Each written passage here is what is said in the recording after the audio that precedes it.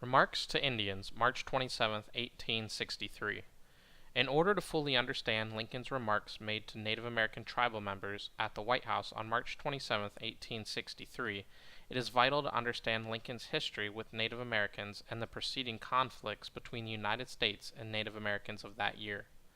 Lincoln's grandfather was murdered by Native Americans, according to Lincoln's autobiographical sketch presented on December 20, 1859.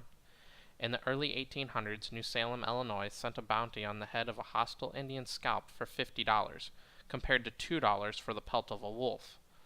An apathy since childhood, wrote an Englishman traveling through Illinois. They should not mind shooting an Indian than a wild cat or raccoon. On April 21st, 1832, Lincoln, at the age of 23, volunteered to fight in the Black Hawk War.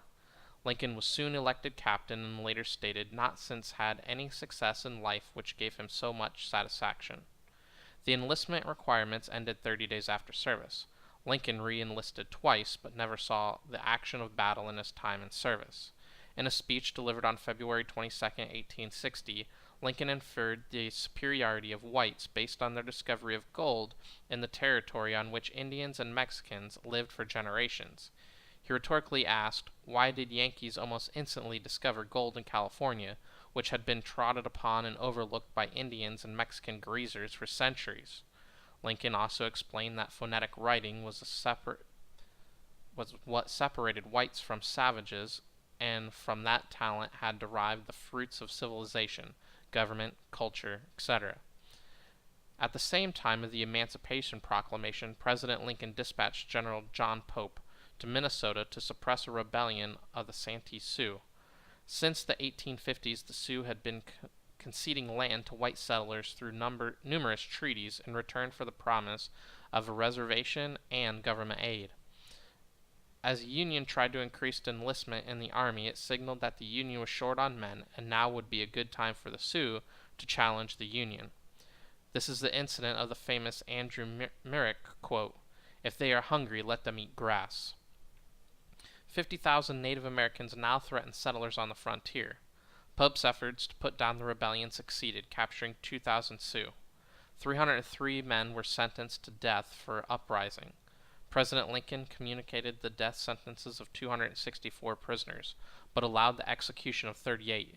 This was the largest mass execution in American history. These events in the life of Lincoln help us understand his remarks made to Indians March 27, 1863. The events sweeping the country prior to Lincoln's meeting with the Native Americans help us to understand the climate on Indian affairs in the country at the time. American-Indian confrontations continued to occur throughout the century as settlers continued to encroach traditional Native American settlements. On January 29, 1863, Union volunteer troops avenged the deaths of miners who were recently murdered by members of the Shoshone tribe.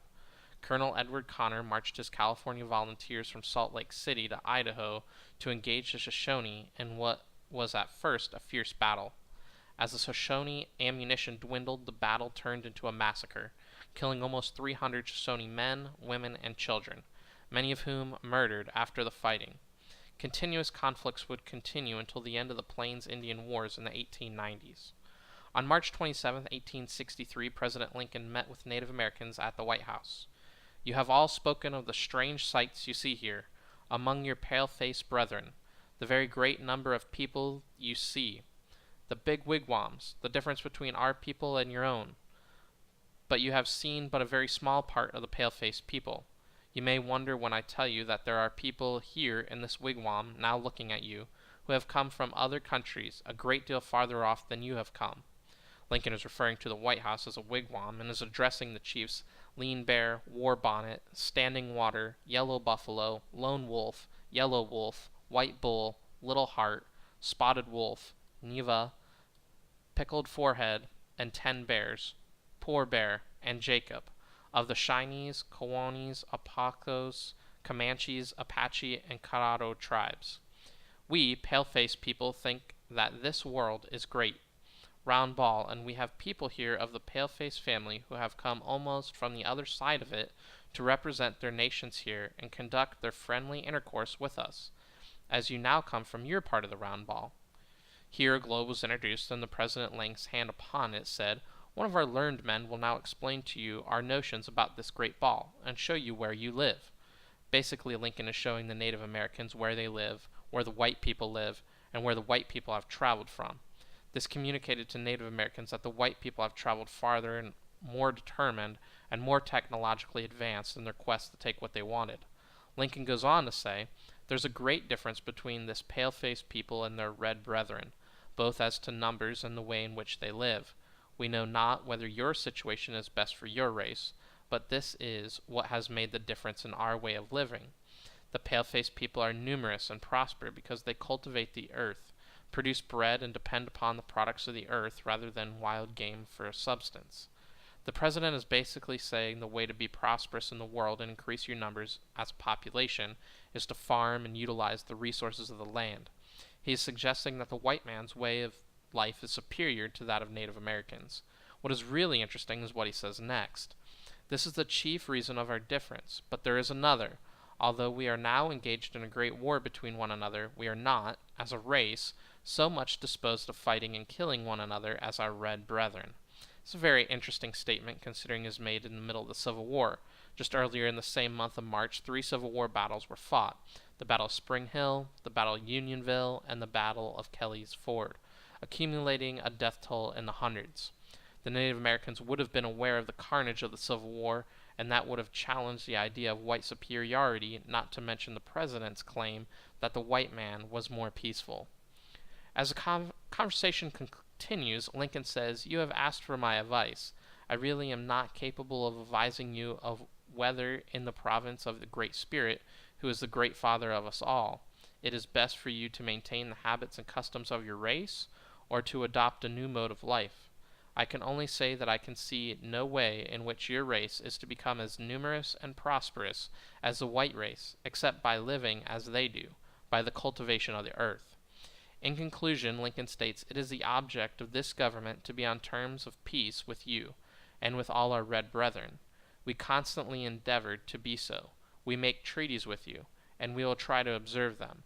And if our children should sometimes behave badly and violate these treaties, it is against our wish. You know it's not always possible for any father to have his children do precisely as he wishes them to do. In regard to being sent back to your own country, we have an officer, the Commissioner of Indian Affairs, who will take charge of that matter, and make the necessary arrangements." It is interesting he uses the imagery of children doing not as their father directs. Perhaps this is a way to deflect the blame from him or the national government. After Lincoln's meeting with the tribal members, conflict continued throughout the country. One conflict occurred when Captain John Cody of the 8th Minnesota Regiment chased Sioux tribal members who stole horses June 8, 1863. After pursuing the Sioux, men engaged in a fight. Cody was shot in the head and died almost instantly. The Sioux escaped. Events escalated throughout June. On the 10th, a war party of the Southern Ute tribe attacked a mail coach 30 miles west of Salt Lake City, and 2 employees were killed. On the 16th, General H. Silby and 3,200 troops gathered for operations against the Plain Indians. The Army's task was to punish the Santee Sioux for their spring raid. Selby's force engaged the enemy 3 times over a 4-month span. By the 24th of July, 3 attempts to negotiate were ended by the murder of an Army doctor. A skirmish soon followed, leaving 80 Sioux dead, 3 Army officers, although one met his demise by lightning. Throughout July, skirmishes continued, including the involvement of Sitting Bull, but ultimately Selby's forces subsided once the Sioux were forced to the west of the Missouri River. Lincoln's conversation with the Native Americans exemplified the popular belief of white men at the time period, that Indians were a barbarous people who were a barrier to progress. In a speech, historians such as David Herbert Donald suggest that Lincoln welcomed the ceremonial visits of Indian chiefs, dressed in their tribal regalia, both because they were exotic and because he rather enjoyed playing the role of their great father. This document, Remarks to Indians, March 27, 1863, appears that Lincoln was only interested in reducing conflict on the frontier and expanding the prosperity of the white man. Lincoln displays a typical view for the age: white superiority over Native Americans. This creates an interesting confliction of the great emancipator. Lincoln valued the lives of African American slaves, but his view on Native Americans seemed to be much different.